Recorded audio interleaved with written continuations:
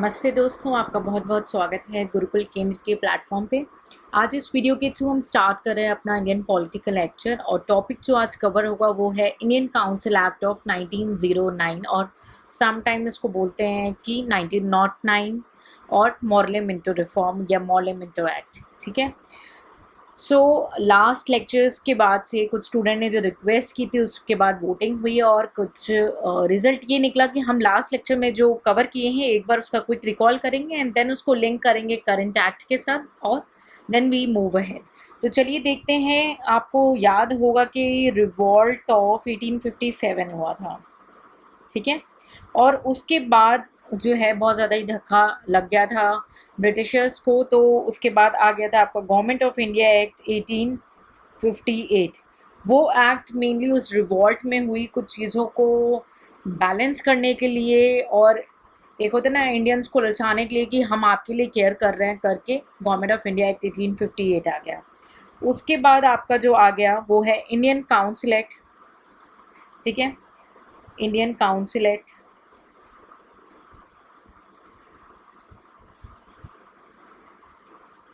1861 के 3 सीरीज थी आपके काउंसिल एक्ट की। ठीक है। 3 सीरीज थी आपके काउंसिल एक्ट की। तो जो पहला था वो था इंडियन काउंसिल एक्ट 1861 में जो गवर्नमेंट ऑफ इंडिया एक्ट 1858 आया था उसमें कुछ चीज़ें हड़बड़ी में काफ़ी हो गई। तो धीरे धीरे अब क्या है चीज़ों को स्टेबलाइज करने के लिए रेगुलर एक्ट्स आते गए ड्यू टू सम और अदर रीज़न किसी वजहों से और उसमें चेंजेस लाया गया। तो क्या था एक बार रिकॉल कर लेते हैं क्विक कि एक्ट ऑफ 1861 में क्या था। सबसे इम्पॉर्टेंट जो फीचर्स हैं इंडियन काउंसिल एक्ट ऑफ 1861 में कि एक तो इसने रिप्रेजेंटेटिव इंस्टीट्यूशन स्टार्ट कर लिया जहाँ पे अब इंडियंस भी पार्ट लेंगे लॉ मेकिंग प्रोसीजर में। ठीक है। जो वॉइस रॉय होता है वो नॉमिनेट करता है इंडियंस को as a non official member. ठीक है। इंडियंस तो आते ज़रूर हैं बट अभी भी वो एज अ केवल नॉन ऑफिशियल मेंबर है। ठीक है। वॉइस रॉय कौन था? लॉर्ड कैनिंग था जिसने 3 इंडियंस को लेजिस्लेटिव काउंसिल में नॉमिनेट किया था। ठीक है। कौन थे याद कर लेंगे। आपको याद करिए, Raja of Banaras, Maharaja of Patiala and sir Dinkar Rao. इसका बहुत ही खूबसूरत क्रक्स आपको बताया था मैंने लास्ट लेक्चर में। अगर आप इस वीडियो को फर्स्ट टाइम देख रहे हैं, आप हमारे पहले व्यूअर हैं, तो आप प्लीज़ लास्ट लेक्चर्स को देख के ही आएंगे, कंटिन्यूटी में आएंगे, तभी आपको एक्ट्स पे बिल्कुल स्ट्रॉन्ग कमांड होगी। ठीक है। और इस चैनल को सब्सक्राइब कर लेंगे ताकि जब भी हम नए वीडियोज़ डालें आपके पास अपडेट चली जाए। ठीक है। तो आपको बहुत ही अच्छा होगा ना, खाई के पान बनारस वाला। ठीक है। और पटियाला पैक लगा के उस रिकॉल करेंगे। ठीक है। फिर उसके बाद क्या हुआ, इस काउंसिल एक्ट ऑफ 1861 के थ्रू ही डिसेंट्रलाइजेशन होने लगा लेजिस्लेटिव प्रोसीडिंग्स का, लेजिस्लेटिव पावर्स का। ठीक है। यानी कि सेंट्रलाइजिंग टेंडेंसी ख़त्म होना शुरू हो गई। उसके बाद क्या हुआ, एक नई लेजिस्लेटिव काउंसिल बनी जो कि Bengal, north west frontier province और पंजाब में बनी। ठीक है। उसके बाद वॉइस रॉय को बहुत ज़्यादा पावर दे दिए गए थे। ठीक है। और क्या कहते हैं, पोर्टफोलियो सिस्टम भी आया था आपका इंडियन काउंसिल एक्ट ऑफ 1861 के थ्रू। आपका जो है पोर्टफोलियो सिस्टम आया था 1861 में ही। आपका पोर्टफोलियो सिस्टम आ गया था। क्या था पोर्टफोलियो सिस्टम? भाई पोर्टफोलियो सिस्टम ये था कि हर मेंबर को अपने अपने डिपार्टमेंट की जिम्मेदारी दे दी जाएगी और वो अपने अपने डिपार्टमेंट को देख रेख करेंगे। ठीक है। और उसके बाद जैसे मैंने बोला वॉइस रॉय के ऊपर काम बहुत ज़्यादा बढ़ गया था, उनको बहुत ज़्यादा पावर दे दिए गए थे। तो उनको एक पावर और दिया गया था जो था ऑर्डिनेंस बनाने का। ठीक है।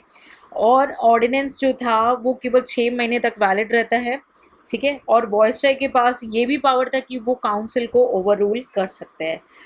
ये थोड़ा ब्रीफ आइडिया जो हम लोग ने कवर किया था इंडियन काउंसिल एक्ट ऑफ 1861 के अंदर। अब हम इस के थ्रू कवर करेंगे Indian council act of 1909। Her act के पीछे ना एक बहुत बड़ी रीज़न है, बहुत बड़ी कारण छुपे हुए हैं। ठीक है। तो ये जो एक्ट है ना 1909 यानी 1909 का, इसके पीछे भी बहुत बड़ा जो रिफॉर्म लाया गया था इस वजह से जो आया था ये था कि जो लॉर्ड कर्जन थे वो उसी दौरान में बंगाल का पार्टीशन कर रहे थे और बहुत ज़्यादा ही कम्युनलिज्म होना शुरू हो गया था उस वक़्त। तो हर कोई जो है लॉर्ड कर्जन के पास जा रहे थे और रिक्वेस्ट कर रहे थे कि उनकी बातें सुनी जाए, उनकी बातें सुनी जाए। तो उस वजह से काफ़ी लंबे समय के बाद जो है वो जो 1861 के बाद जो है 1909 में आपका इंडियन काउंसिल एक्ट आया। तो चलिए देखते हैं उसके ब्रीफ फीचर्स, क्योंकि देखिए फीचर्स में कोई चेंज नहीं लाया जा सकता, कॉन्स्टिट्यूशन में कोई चेंज नहीं लाया जा सकता, लेकिन उसको करेक्टली समझना है और समझने के बाद सबसे जो इम्पोर्टेंट काम है उसको मेमोराइज करना है, उसको याद करना है, उसको रट लेना है, ठीक है। क्योंकि एक्ट में तो आपको चेंज ला नहीं सकते हो, तो समझना भी उतना ही ज़रूरी है जितना ज़रूरी याद करना है। आप दोनों में से एक भी, जैसे गाड़ी के 4 पहिए एक ना हो तो गाड़ी चलेगी नहीं, वैसे ही इसके साथ है, आपको अंडरस्टैंड करना है, फिर इसको बार बार रिवाइज करना है, फिर लर्न करना है, फिर आंसर राइटिंग प्रैक्टिस करनी है, ठीक है। तो चलिए इसके फीचर्स देख लेते हैं। द स्टेटस फीचर्स मेनली जो स्टार्टिंग में एक्ट में है कि ये रिफॉर्म क्यों आया, जो मॉर्ले मिंटो रिफॉर्म है, ठीक है। इसका नाम मॉर्ले मिंटो रिफॉर्म क्यों पड़ा था? लॉर्ड मॉर्ले जो थे वो सेक्रेटरी थे स्टेट के, आपको याद हो मैंने बहुत ही अच्छे से एक्सप्लेन किया था लास्ट लेक्चर में कि सेक्रेटरी कौन है और वॉइस रॉय कौन होते हैं, ठीक है। तो लॉर्ड मॉर्ले जो थे वो सेक्रेटरी थे स्टेट के और लॉर्ड मिंटो थे वॉइस रॉय ऑफ इंडिया, ठीक है। तो इस वजह से इसका नाम पड़ा मॉर्ले मिंटो रिफॉर्म, ठीक है। लॉर्ड कर्जन जो थे उन्होंने बंगाल का पार्टीशन किया था 1905 में, ठीक है। इस वजह से क्या है, बंगाल में बहुत ज़्यादा प्रॉब्लम्स होने लगी, ठीक है। तो ब्रिटिश अथॉरिटीज़ को ये समझ में आ गया था कि अब बहुत ज़्यादा ज़रूरी है कुछ रिफॉर्म्स लाने की। तो 1905 से ही उनको फीलिंग आना शुरू हो गया था कि अब कुछ रिफॉर्म लाना चाहिए, क्योंकि बहुत ज़्यादा अपराइजिंग्स हो रहे हैं बंगाल में, ठीक है। तो आईएनसी आया, इंडियन नेशनल कांग्रेस आया, जो कि रिफॉर्म्स मांग रहा था बार बार। मैंने कहा ना कई लोग मिलने चले जा रहे थे कि भाई रिफॉर्म्स लेकर आओ, तो आईएनसी इंडियन नेशनल कांग्रेस ने भी रिफॉर्म्स के लिए डिमांड की, सेल्फ गवर्नेंस ऑफ इंडियंस की बात करी, ठीक है। आईएनसी ने रिफॉर्म्स की बात करी, सेल्फ गवर्नेंस की बात करी, ठीक है। और जो कांग्रेस लीडर पहले मॉडरेटर हुआ करते थे वो अब एक्सट्रीमिस्ट हो चुके हैं, ठीक है। और बहुत ही ज़्यादा एग्रेसिव मेथड्स ऑप्ट कर रहे थे कि आप चेंजेस लेकर आओ, नहीं तो हम चेंजेस लेकर आएंगे, ठीक है। आईएनसी ने उसी वक्त होम रूल की डिमांड की थी 1906 में, लेकिन 1905 में आपका आया था, पार्टीशन हो गया था बंगाल का, और 1906 में है आईएनसी ने होम रूल मांग लिया था कि हमारा अब राज हो, ठीक है। तो ऐसी चीज़ें हो रही थी जो कि ब्रिटिशर्स को फील आ रहा था कि अब there is a need to bring some reforms in the governance, ठीक है। गोपाल कृष्ण गोखले वो मॉर्ले से मिलने चले गए थे इंग्लैंड में कि उनको रिफॉर्म लाना चाहिए। मैंने कहा ना सारे लोग मेनली फोकस कर रहे थे कि अब रिफॉर्म्स की ज़रूरत है। तो गोपाल कृष्ण गोखले मॉर्ले से मिले। मॉर्ले कौन थे? सेक्रेटरी ऑफ द स्टेट, जिनसे इंग्लैंड में वो मिलने गए कि अब आप रिफॉर्म लेकर आओ, ठीक है। शिमला डिप्यूटेशन हुआ उस समय कि कुछ जो ग्रुप ऑफ मुस्लिम है जिसको डील कर रहे थे, मतलब जिसको हेड कर रहे थे, वो थे आगा खान, ठीक है। वो भी मिलने चले गए थे लॉर्ड मिंटो से, क्योंकि गोपाल कृष्ण मॉर्ले जी से मिलने गए और आगा खान जो है वो फिर मिंटो से मिलने चले गए 1906 में। और 1905 में आपका पार्टीशन बंगाल का मतलब हो ही चुका था, है ना। तो गोखले जी गए थे आपके मॉर्ले से मिलने, आगा खान मिलने चले गए मिंटो से मिलने, ठीक है। और अपनी डिमांड रख दी उन्होंने कि भाई हम शांत तभी होंगे जब आप मेरे को सेपरेट इलेक्टोरेट दोगे मुस्लिम्स के लिए, ठीक है। आई होप आप सबसे रिक्वेस्ट है कि कोई भी चीज़ बायर्स नहीं लेंगे, बिकॉज यहाँ पे कुछ हिस्टोरिकल पार्ट है, जो फैक्ट्स और फिगर्स हैं हम उसी को डिस्कस कर रहे हैं, ठीक है। तो कोई भी कम्युनल गाइडेंस के थ्रू आप न कोई डिस्कशन करेंगे कमेंट सेक्शन पे और ना ही कोई कन्वर्सेशन होगा, बिकॉज आप एक अच्छे एग्ज़ाम की बात कर रहे हैं और मेनली जो आपको फोकस करना है वो है ह्यूमैनिटी, ठीक है, इथिक्स, ठीक है। तो please do not go and comment about the communalism और एनीथिंग रिगार्डिंग एनी कम्युनिटी, ठीक है। उसके बाद जो जॉन मॉर्ले थे, ठीक है, क्योंकि उनके पास गोपाल कृष्ण जा चुके थे तो वो मेंबर हुआ करते थे उस समय लिबरल गवर्नमेंट की, तो उन्होंने भी सोचा कि भाई गोपाल कृष्ण गोखले जी ने जो बातें रखी है उसके बाद उन्होंने सोचा कि कुछ पॉजिटिव चेंजेस की अब ज़रूरत आ चुकी है, ठीक है। सो मॉर्ले और फिर मिंटो, मिंटो से आगा खान मिले तो अब लगा कि अब नीड है, and then it brings to a Indian council act और Morley Minto reform act of 1909। This is the base reason for this act, this is the base reason कि ये एक्ट आना पड़ा, ठीक है, कि गोपाल कृष्ण गोखले जो है रिफॉर्म के लिए डिमांड किए, शिमला डिप्यूटेशन हुआ, लॉर्ड मिंटो से बात की आगा खान जी ने और सेपरेट इलेक्टोरेट मांगा, और हमारा बंगाल पार्टीशन हो चुका था 1905 में, आईएनसी भी बहुत एग्रेसिव होता जा रहा था, ठीक है। तो अब बहुत ही ड्रास्टिक चेंज की नीड हो गई थी, जो कि रिजल्ट लाई एक्ट ऑफ 1909। तो चलिए मेन फीचर्स देखते हैं कि एक्ट ऑफ 1909 क्या है, ठीक है। इस एक्ट के दौरान जो है जो लेजिस्लेटिव काउंसिल है, यानी जो लॉ मेकिंग बनाने के लिए काउंसिल बनी थी, चाहे वो सेंट्रल लेवल की हो या प्रोविंशियल लेवल की हो, दोनों की साइज़ को बढ़ा दिया गया है। जो लॉ बनाने की काउंसिल थी, legislative council, both centre and state में या प्रोविंस में, उनकी स्ट्रेंथ को बढ़ा दिया गया है, इंक्रीज़ कर दिया गया है, ठीक है। सेंटर में क्या है, जो मेंबर्स थे सेंट्रल लेजिस्लेटिव काउंसिल के, वो 16 से 60 हो गए, इतने ज़्यादा बढ़ गया, ठीक है। और प्रोविंस में अनइवन था, कोई यूनिफॉर्मिटी नहीं थी कि इस प्रोविंस में उतने काउंसिल हैं तो उसमें भी उतने होने चाहिए, यूनिफॉर्मिटी नहीं थी, डिफरेंट रेशियो में चल रहा था प्रोविंसेस में प्रोविंशियल लेजिस्लेटिव काउंसिल, ठीक है। इस एक्ट के थ्रू जो है सेंट्रल लेजिस्लेटिव काउंसिल में जो जो सेंटर का काउंसिल था उसमें ऑफिशियल मेजॉरिटी रखी गई, ठीक है, लेकिन प्रोविंशियल काउंसिल में जो है नॉन ऑफिशियल मेजॉरिटी रखी गई। तो हम अगर इसको ऐसे डिवाइड करें, इस टॉपिक को हम ये कर देते हैं, ये सेंटर और ये स्टेट या प्रोविंस, ठीक है। तो सबसे पहले सेंटर में तो 16 से 60 हो गए और यहाँ पे अनयूनिफॉर्म थे, ठीक है, यहाँ पे अनयूनिफॉर्म थे। और दूसरी पॉइंट यहाँ पे क्या है, यहाँ पे ऑफिशियल मेजॉरिटी होती है और यहाँ पे नॉन ऑफिशियल हो जाती है, ठीक है, नॉन ऑफिशियल मेजॉरिटी हो जाती है, ठीक है। और जो लेजिस्लेटिव काउंसिल का जो फंक्शन है ना, दोनों लेवल पे बढ़ा दिया जाता है, मेंबर्स को अलाउ कर दिया जाता है कि अब आप सप्लीमेंट्री क्वेश्चन पूछ सकते हो, रेजोल्यूशन पास कर सकते हो बजट में, ठीक है। तो ये सारी चीज़ें की भी जो है एनलार्जमेंट हो जाती है। और क्या होता है, लेजिस्लेटिव काउंसिल जो सेंटर में है और प्रोविंस में है, उनको 4 कैटेगरीज में देखिए मेनली बांटा जाता है। पहला एक की एक्स ऑफिशियो मेंबर, जो कि गवर्नर जनरल होता है, ठीक है, और कोई एक member of the executive council. Nominated official member, यानी जिनको नॉमिनेट करके बनाया जाता है ऑफिशियल मेंबर, गवर्नमेंट ऑफिशियल होंगे जो कि नॉमिनेटेड बाय गवर्नर जनरल होंगे, यानी जो हेड पे है। तो जो एक्स ऑफिशियल मेंबर है वही नॉमिनेट करता है नॉमिनेटेड ऑफिशियल मेंबर्स को, जो कि गवर्नमेंट के ऑफिशियल ही होंगे, कोई और नहीं होगा, ठीक है। नॉमिनेटेड नॉन ऑफिशियल मेंबर्स कौन होते हैं, नॉमिनेटेड नॉन ऑफिशियल मेंबर को अब जो है गवर्नर जनरल ही अपॉइंट करते हैं, यानी जो एक्स ऑफिशियल मेंबर है, ठीक है, बट वो नॉन गवर्नमेंट ऑफिशियल है। तो बस डिफरेंस क्या है इन दोनों में, कि ये जो होते हैं आपके नॉमिनेटेड मेंबर्स, वो जो है ऑफिशियल मेंबर्स होने चाहिए, और ये आपके नॉट एन गवर्नमेंट ऑफिशियल्स होने चाहिए, ठीक है। और जो इलेक्टेड मेंबर है वो हर कैटेगरी ऑफ द इंडियंस के थ्रू इलेक्टेड होते हैं, इलेक्शन के थ्रू आता है।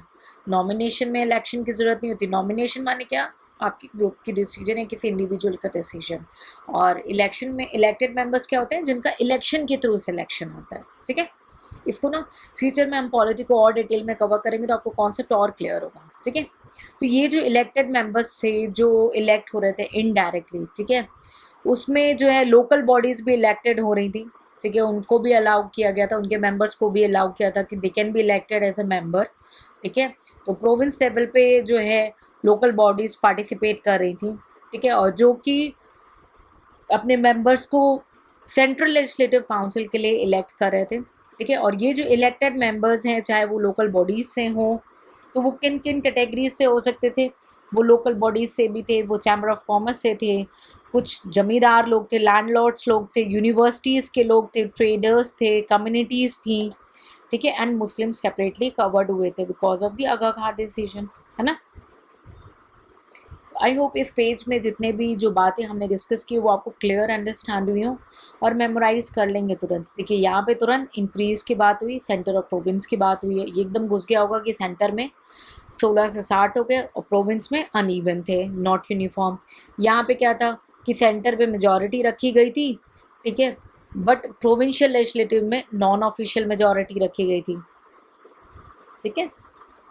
यहाँ पे ऑफिशियल मेजॉरिटी थी, यहाँ पे नॉन ऑफिशियल मेजॉरिटी थी, ठीक है। और उसके बाद क्या है, यहाँ पे फंक्शंस को एनलार्ज किया गया था कि वो जो लेजिस्लेटिव काउंसिल में उनका फंक्शन बढ़ेगा। यहाँ पे ये बताया गया कि 4 तरीके के मेंबर्स होते थे, एक एक्स ऑफिशियल, एक नॉमिनेटेड ऑफिशियल, नॉमिनेटेड अनऑफिशियल और नॉन ऑफिशियल, और एक इलेक्टेड मेंबर्स। और इलेक्टेड मेंबर्स के ग्रुप में कौन कौन आ सकता था, local body, chamber of commerce, landlords, universities, traders communities and Muslims, ठीक है। आगे बढ़ते हैं। आई होप ये क्लियर हो गया हो और मेमोराइज भी हो गया हो। फर्दर क्या मेंशन है कि ये जो एक्ट है वो फर्स्ट टाइम जो है इंडियंस को एग्जीक्यूटिव काउंसिल का पार्ट बनाता है, ठीक है, जो कि वॉइसरॉय और गवर्नर के अंदर होगा। तो सत्येंद्र प्रसाद सिन्हा, ठीक है। सो एग्जीक्यूशन लेवल क्या होता है, जो कि इम्प्लीमेंट होता है ग्राउंड लेवल पे, एग्जीक्यूट होता है, चीज़ें इम्प्लीमेंट होती हैं ग्राउंड लेवल पे, है ना। तो वो होता है आपका एग्जीक्यूशन लेवल। तो एक सेकेंड, ठीक है, तो वो होता है आपका एग्जीक्यूशन लेवल। तो सत्येंद्र प्रसाद सिन्हा जो है वो पहले भारतीय थे, ठीक है, जो ज्वाइन किए थे वॉइसरॉय की एग्जीक्यूशन काउंसिल में, ठीक है, एग्जीक्यूटिव काउंसिल में, ठीक है। और एज ए लॉ मेंबर वो अपॉइंट हुए थे, ठीक है, एज अ लॉ मेंबर वो अपॉइंट हुए थे। तो ये बहुत ही कई बार क्वेश्चन में पूछ जा चुका है। तो आप इसको याद कैसे करेंगे कि भाई एग्जीक्यूशन यानी बेस लेवल पे काम करना, लॉ कुछ भी बन जाए लेकिन बेस पे क्या काम हो रहा है, बेस में लोगों को सुख सुविधाएं मिल रही है कि नहीं मिल रही, वो कौन चेक करेगा, उसमें इंडियंस थे ही नहीं। और अभी ये जो पहले इंडियन आए वो एक प्रसाद का रूप बन गया हमारे लिए, जिसका नाम है सत्येंद्र प्रसाद सिन्हा, और एज अ लॉ मेंबर ही आए थे ये, ठीक है। क्योंकि हमने क्या स्ट्रैटेजी याद की कि लॉ तो बन गया लेकिन उसको बेस पे इम्प्लीमेंट हो रहा है कि नहीं हो रहा है, हमें वो भी देखना है, ठीक है। सो वो एक प्रसाद के फॉर्म में आए as a law member, that is a Satyendra Prasad Sinha. Satyendra Prasad Sinha, exam में कई बार क्वेश्चन आता है, अगर आप एमसीक्यूज वाले एग्जाम में बैठ रहे हो तो सिन्हा की जगह सिंघा और भी XYZ नाम लिख दिया जाता है आपकी हिस्ट्री से, ठीक है। तो ये सिन्हा साहब हैं जो प्रसाद लेकर आए थे हमारे लिए। Satyendra Prasad Sinha as a law member was a first Indian to join the viceroy executive council. Clear, ठीक है। उसके बाद इसी एक्ट के थ्रू सबसे जो दर्दनाक चीज हुई, कम्युनल रिप्रेजेंटेशन आ गया फॉर द मुस्लिम्स, ठीक है, जिसका एक सेपरेट इलेक्टोरेट स्टैंड हो गया, ठीक है। सेपरेट इलेक्टोरेट क्या होता है, सेपरेट इलेक्टोरेट आपका इंडियन काउंसिल एक्ट ऑफ 1900 से आया है। तो सेपरेट इलेक्टोरेट में जो मुस्लिम मेंबर्स हैं वो केवल मुस्लिम वोटर्स ही उन्हें वोट दे सकते हैं। यानी इस एक्ट के थ्रू आपका 1905 में भले बंगाल पार्टिसिपेट हो गया था, बट चीज़ें एक हो सकती थी उस समय, एक दूसरे के लिए they are crying for each other, रो रहे थे, प्यार था, इतना ज़्यादा जुड़ाव था। लेकिन ये एक्ट जो है एक तरीके से कम्युनलिज्म लेकर आ गया, लीगलाइज्ड कर दिया इसने कम्युनलिज्म को। तो पहली बार कब आया, 1909 में, ठीक है। और इसी वजह से लॉर्ड मिंटो को, ठीक है, क्योंकि मिंटो के पास कौन गए थे, याद करो, आगा खान गए थे ना। अभी मैंने लास्ट में आपको बताया ना कि मिंटो के पास आगा खान गए थे, historical I shared with you, okay. Minto के पास आगा खान गए थे और उन्होंने उनको कन्विंस किया था। तो इस वजह से ही मिंटो को, क्योंकि आप सोच सकते हैं कि मॉर्ले को क्यों नहीं बोला गया, ठीक है, क्योंकि गोपाल कृष्ण गोखले जी गए थे उनके पास, लॉर्ड मिंटो के पास आगा खान गए थे, और उसी वजह से मेनली जो है कम्युनलिज्म आया, और इसी वजह से उन्हें father of the communal electorate बोला गया। क्योंकि कई स्टूडेंट एग्जाम हॉल में कंफ्यूज हो जाते हैं कि लॉर्ड मिंटो था कि मॉर्ले था। तो ये जो बात मैंने बताई अभी सुनो कि आगा खान इनके पास गए थे और पूरा ब्रेन वॉश कर दिया था इनका, ठीक है। And this is why the came of father of communal electorate, किसको बोला जाता है, लॉर्ड मिंटो को, ठीक है। सेपरेट रिप्रेजेंटेशन होने लगी प्रेसिडेंसी कॉर्पोरेशन की, chamber of commerce, university and जमींदार की, हम ऑलरेडी डिस्कस कर चुके हैं इसके। इंडियंस को मेंबरशिप मिलने लगी इंपीरियल लेजिस्लेटिव काउंसिल में फॉर द फर्स्ट टाइम। इसको मैंने सेपरेटली इसलिए लिखा है क्योंकि कई बार ना आपके, अगर आप MCQs एग्जाम में बैठते हो तो ये सेपरेटली सेंटेंस आ जाता है, ठीक है, कि imperial legislative council first time कब आया था, 1909 में आता है, ठीक है। मेंबर्स को अब पावर दे दिया गया है कि वो बजट में डिस्कस कर सकते हैं, रेजोल्यूशन भी पास कर सकते हैं, पब्लिक मैटर के जो पब्लिक इंटरेस्ट के मैटर्स हैं उनको भी डिस्कस कर सकते हैं, ठीक है। सप्लीमेंट्री क्वेश्चंस भी पूछ सकते हैं, यानी बजट भी डिस्कस करेंगे, मूव करेंगे रेजोल्यूशन को, पब्लिक मैटर को डिस्कस करेंगे और सप्लीमेंट्री क्वेश्चन भी कर सकते हैं। लेकिन कोई भी फॉरेन पॉलिसी हो या कोई भी प्रिंसली स्टेट का मैटर हो, उस पर वो बोल नहीं सकते हैं, ठीक है। फॉरेन पॉलिसी और दी प्रिंसली स्टेट के मैटर्स पे बोल नहीं सकते। सो आई होप आपको ये एक्ट के जो फीचर्स हमने डिस्कस किए अभी डिटेल में, और मेरी पूरी कोशिश रही कि मैं इसको आपको याद भी करा दूँ एज अ स्टोरी फॉर्म, ठीक है। वो शॉर्टकट या वो क्रक्स जो आप बना रहे हैं जिसको आपको रिवाइज करना पड़ रहा है, वो काम का नहीं है। स्टोरी बनाइए, स्टोरीज बना के याद करिए, उसको लिंक करिए, थोड़ा फ़नी बनाइए, ताकि वो अगर रिवीजन नहीं भी करो तो वो जो स्टोरी बन गई आपसे, आप उसे रिवीजन कर लोगे। मैंने आपके साथ शेयर किया लॉर्ड मिंटो को क्यों बोला गया फादर ऑफ कम्युनल इलेक्टोरेट, या मैंने सत्येंद्र प्रसाद सिन्हा की स्टोरी बताई आपको, और एक स्टोरी फॉर्म में। अगर आपको लगता है आपके पास और भी अच्छी स्टोरीज़ है जो फ़नी है और परमानेंट हो सकती है आपके माइंड में ये कॉन्सेप्ट, तो प्लीज़ आप कमेंट सेक्शन में हमारे साथ शेयर करेंगे। और अगर आपको ये वीडियो पसंद आया तो प्लीज़ लाइक ज़रूर करेंगे, अपने फ्रेंड्स के साथ शेयर करेंगे, हमारे इस कॉज में हमारी मदद करेंगे। और अगर आपको वीडियो पसंद नहीं आया है तो प्लीज़ आपसे रिक्वेस्ट है, तब भी आप हमें कमेंट सेक्शन में अपने आइडियाज़, अपने ओपिनियंस और अपने सजेशंस देंगे, ताकि उसका एनालिसिस एंड वोटिंग के बाद हम उसको फ्यूचर वीडियोज़ में इंक्लूड करें। लाइक कि लास्ट लेक्चर्स को रिवाइज़ कराना, दूसरे लेक्चर को स्टार्ट करने से पहले ये ग्रुप वोटिंग हुई थी, उसके बाद ही हम लोगों ने इंक्लूड किया है, क्योंकि स्टूडेंट्स को इससे बेनिफिट मिल रहा है। तो अगर आपके पास कोई आइडियाज़ हैं आप उनको भी शेयर कर सकते हैं, आपका मोस्ट वेलकम है। और अगर ये वीडियो पसंद है तो प्लीज़ लाइक ज़रूर करें, इस चैनल को सब्सक्राइब करें, और इस पीडीएफ को डाउनलोड करने के लिए आप एक इनिशिएटिव और स्टार्ट किया कि ये वर्किंग स्पेस दे दी गई है, ताकि मानिए आप कोई एमसीक्यूज प्रैक्टिस कर रहे हैं, ठीक है, और आपको लग रहा है कि ये पॉइंट आपको याद नहीं रह रहा है, तो आप उसको यहाँ पे नोट कर लेंगे, या आपको रिवाइज करना है तो आप यहाँ पे फटाफट लिख के रिवाइज कर सकते हैं, ठीक है। सो ये आपको एक वर्किंग नोट के लिए स्पेस दी गई है, ताकि आप इसको जो आपके नोट है ना एक ही जगह पे कंपाइल रखें, ज़्यादा मटेरियल नहीं बनाए, जितना बनाएंगे उतना फैलता चला जाएगा, ठीक है।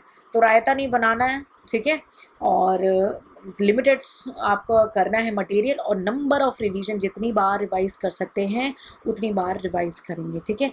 सो प्लीज़ इस वीडियो को लाइक ज़रूर करें। आई होप हमने कोशिश की है कि आपको इसके जो एक्ट है, क्योंकि एक्ट में कुछ चेंज नहीं हो सकता, हमने उसके सारे फीचर्स आपके सामने रखे हैं और उसको बहुत ही कोशिश की है कि आपको समझाया भी गया है और आपको याद कराने की भी कोशिश की।